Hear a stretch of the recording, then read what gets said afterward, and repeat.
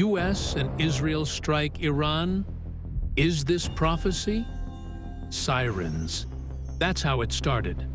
Not with a press conference, not with a diplomatic cable, with sirens ripping through the night air over Tel Aviv. February 28, 2026. Israel confirms a strike. You will be shocked by 5 facts about this. Number 1. Why Israel struck first. Israel Defense Minister Katz declares a special and immediate state of emergency across the entire country. Israeli airspace closes to all civilian flights. Civil defense alerts expand nationwide to every major population center. The Iron Dome activated. For months, negotiations had been failing. Diplomatic channels between the United States and Iran had gone nowhere. American envoys, Steve Witkoff and Jared Kushner, traveled to Oman and then to Geneva, Switzerland, in an attempt to reach some kind of breakthrough. President Trump publicly stated that he preferred a peaceful and diplomatic path. Every effort was made, but Iran was not cooperating. And behind the scenes, the intelligence picture was getting darker by the week. And here's what makes this so prophetically significant. And this is something that will become absolutely crucial when we reach Ezekiel chapter 38. Pay attention to who Iran's allies are during this crisis. Pay attention to which nations are coordinating with Tehran behind the scenes. Because when we lay those names next to what Ezekiel wrote 2,600 years ago, you are going to see something that will stop you cold. Iran was actively rebuilding uranium enrichment capacity. Missile production facilities were being expanded. Launch complexes were being hardened and reinforced. And buried within classified briefings shared at the highest levels between Washington and Jerusalem was something that changed the entire calculation. Intelligence indicating a possible imminent threat. Not a future one, not a hypothetical one, an imminent one. So after every failed negotiation, after every escalation, after every intelligence briefing warning of what Iran was preparing, Israel made the decision it had been building toward for months. Strike first. Or risk being struck in a way you cannot recover from. The operation was codenamed Roaring Lion, and the targets were not symbolic. They were strategic, precise, and devastating. IRGC command structures, the nerve centers of Iran's Revolutionary Guard, ballistic missile storage and launch complexes, the weapons designed to reach Israeli cities in 12 minutes, air defense systems, to blind Iran's ability to protect its own territory, nuclear-linked infrastructure in Tehran, Isfahan, Qom, Karaj, and Kermanshah, and leadership compounds. Reports indicated direct strikes aimed at the compound of Supreme Leader Ayatollah Ali Khamenei himself. Attempts on President Masoud Pezeshkian. Senior IRGC commanders targeted by name. This was not a limited strike. This was not a warning. This was Israel's strategic doctrine, made real in a single night. Preemption over absorption. Deterrence through decisive action. Israel framed this publicly and explicitly as existential defense, not aggression, survival. The elimination of threats that, if left unchecked, could end the Jewish state. But Israel did not act alone. And what happened next widened this conflict into something the world had not seen in over 2 decades. Number 2, Operation Epic Fury. The U.S. enters. Now, let me widen the lens, because what I'm about to describe changed the entire nature of this conflict in a matter of hours. The United States entered the fight, and the scale of American involvement was staggering. The USS Gerald R. Ford, the largest aircraft carrier ever built, was already positioned in the Mediterranean Sea just off the coast of Israel, near the northern city of Haifa. The USS Abraham Lincoln Carrier Strike Group was stationed in the Arabian Sea. American destroyers were positioned across the Red Sea and the Persian Gulf. Over 120 combat aircraft surged across the region in coordinated waves. Tanker aircraft in the air, enabling sustained sorties around the clock. AWACS airborne command and control platforms directing the entire theater of operations from 40,000 feet. This was not a symbolic show of support. This was not a diplomatic gesture wrapped in military hardware. This was the largest American regional military posture since the invasion of Iraq in 2003. Not symbolic, operationally decisive. Because when we read the list of nations Ezekiel names in the coalition against Israel, there is one nation conspicuously absent. And that absence is one of the most debated mysteries in all of Bible prophecy. The Pentagon designated the American operation as Operation Epic Fury. President Trump announced what he called major combat operations in a video posted to Truth Social. He framed it as necessary to destroy Iran's missile and nuclear capabilities and to prevent threats to the United States and its allies. And then he said something that sent shockwaves through every diplomatic channel on Earth. He urged the Iranian people directly to take over their government. He called this their chance for generations. Now, let me detail the capability that was brought to bear. Tomahawk cruise missiles launched from destroyers and submarines, capable of striking targets deep inside Iranian territory with precision. Bunker buster, massive ordnance penetrator bombs, the largest non-nuclear weapons in the American arsenal, designed specifically to reach deeply buried and hardened facilities. Electronic warfare suppression systems that blinded Iran's radar and communication networks. Ballistic missile interception platforms protecting Allied assets across the Gulf region. But here's what's critical to understand. There was no ground invasion posture, no troops massing on borders, no armored divisions rolling toward Iran. This was an air and missile dominance strategy. Overwhelm from above, destroy capability, degrade command and control, eliminate infrastructure, and do it all without a single American boot crossing into Iranian soil. Now, why does all of this matter for what we're about to study in Scripture? Because the nature of this operation, its coalition structure, its targets, its scale, and especially its consequences, set the stage for something that prophecy students have been watching for. Something written over 2,600 years ago. And the connection between what just happened militarily and what Ezekiel described prophetically is more direct than you might expect. But before we get to the Bible, you need to see what happened on the other side. Because Iran's response introduces a detail that connects directly to one of the most terrifying prophecies in Zechariah.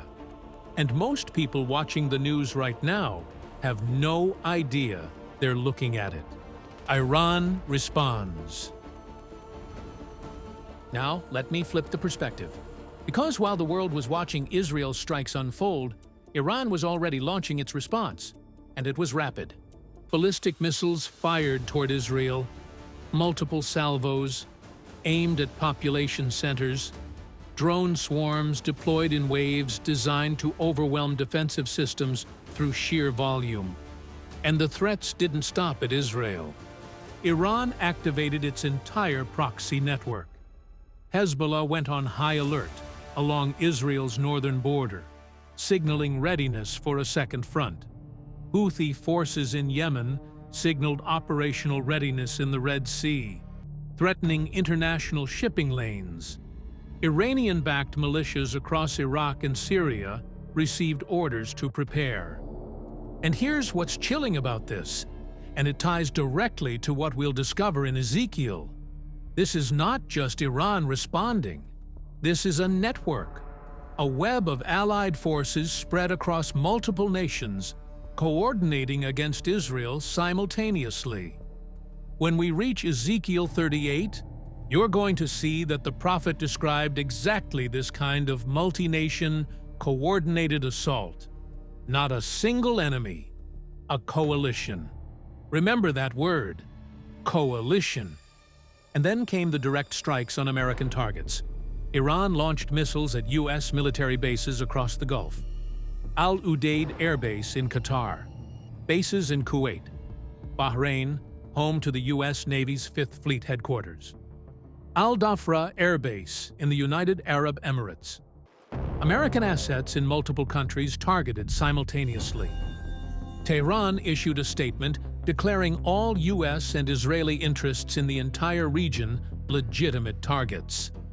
They vowed what they called a crushing response with advanced capabilities the world had not yet seen. And here's the detail that should sit with you.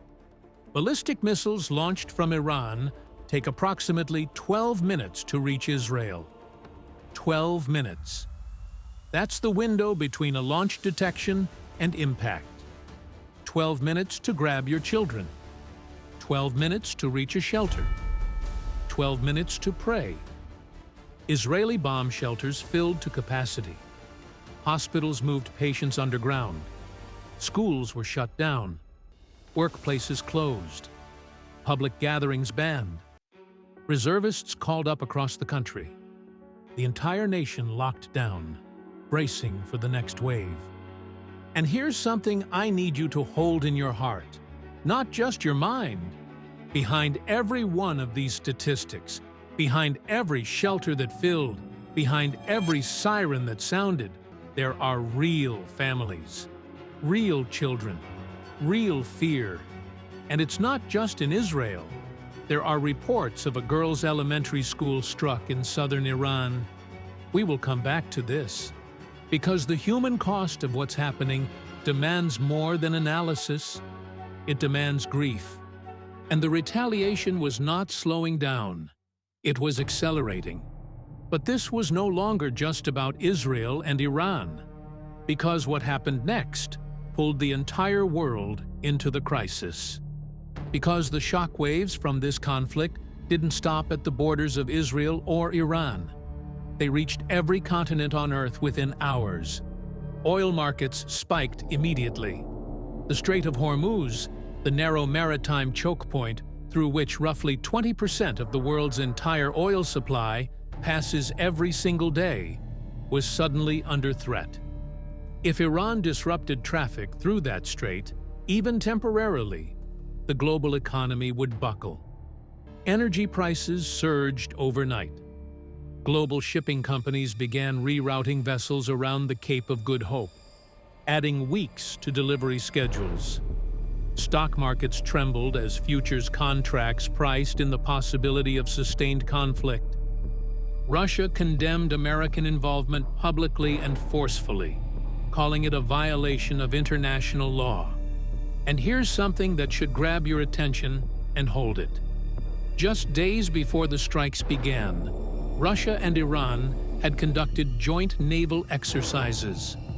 Arms support from Moscow to Tehran had been accelerating for months, and Western intelligence agencies had flagged growing concerns about Russian satellite intelligence being shared with Iranian military commanders. China was watching closely, publicly cautious, privately calculating. Gulf states that had been struck by Iranian retaliation missiles were caught in an impossible position. Allies of the United States, hosting American bases, now absorbing incoming fire meant for Washington. This was no longer a regional skirmish between two old enemies. This was geopolitical realignment happening in real time. Alliances being tested under fire, boundaries being redrawn, power structures shifting, the entire global order adjusting to the weight of a single night's decisions. And that's when something clicked for millions of believers around the world who were watching these events unfold. Because the alliances forming, the specific nations involved, the geography, the coalition structure, the rhetoric, it all started to echo something ancient, something written thousands of years ago by a Jewish prophet exiled in Babylon. If you know your Bible, you already know where this is going. But even if you think you know, what comes next may surprise you. Because what Ezekiel actually says is more specific, more detailed, and more relevant to this exact moment than most people realize.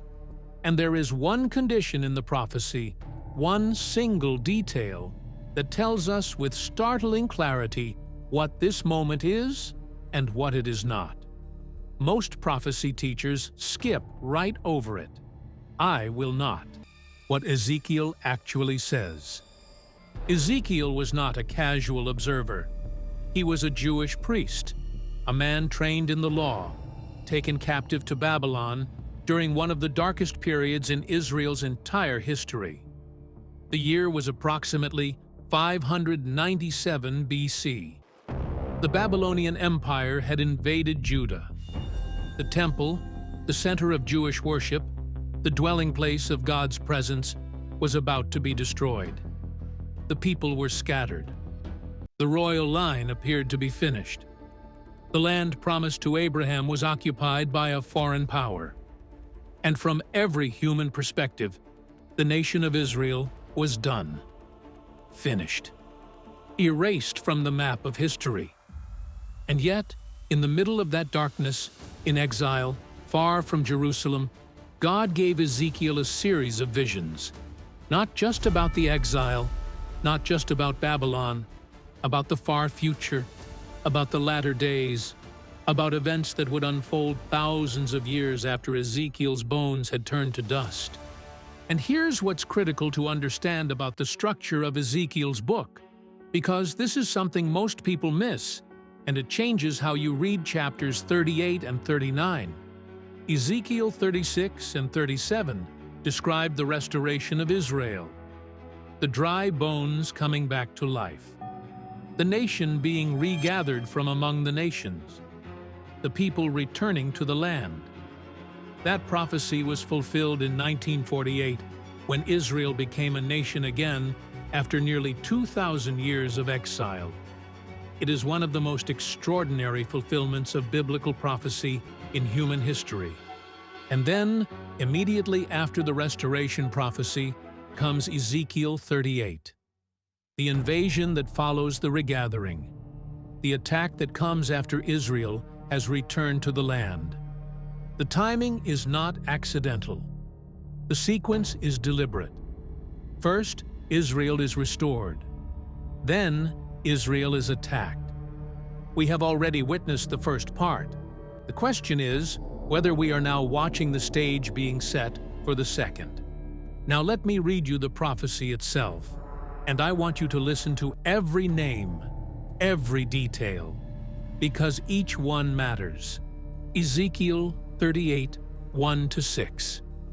And the word of the Lord came unto me, saying, Son of man, set thy face against Gog, the land of Magog, the chief prince of Meshech and Tubal, and prophesy against him, and say, Thus saith the Lord God, Behold, I am against thee, O Gog, the chief prince of Meshech and Tubal, and I will turn thee back, and put hooks into thy jaws, and I will bring thee forth, and all thine army, horses and horsemen, all of them clothed with all sorts of armor, even a great company with bucklers and shields, all of them handling swords, Persia, Ethiopia, and Libya with them, all of them with shield and helmet, Gomer and all his bands, the house of Togarma of the north quarters, and all his bands, and many people with thee. Now let me walk you through this name by name, because these are not random ancient words. They are not decorative language. Every single one of them has been traced by biblical scholars, historians, and ancient geographers to a specific modern nation or region.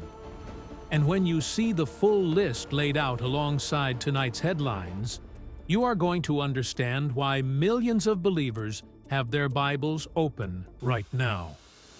Let's start at the top. Gog of the land of Magog, the chief prince of Meshech and Tubal. This is the leader of the invasion. Most Bible scholars identify Magog as the region north of the Black Sea and the Caucasus Mountains, modern-day Russia. The ancient Jewish historian Josephus, writing in the 1st century AD, identified Magog with the Scythians, a people who inhabited the lands that are now southern Russia and Central Asia. The phrase chief prince is also significant. In the Hebrew text, the word translated as chief is Rosh. Some scholars translate this as Prince of Rosh, and Rosh is widely understood as an ancient reference to the peoples who eventually became the Russians.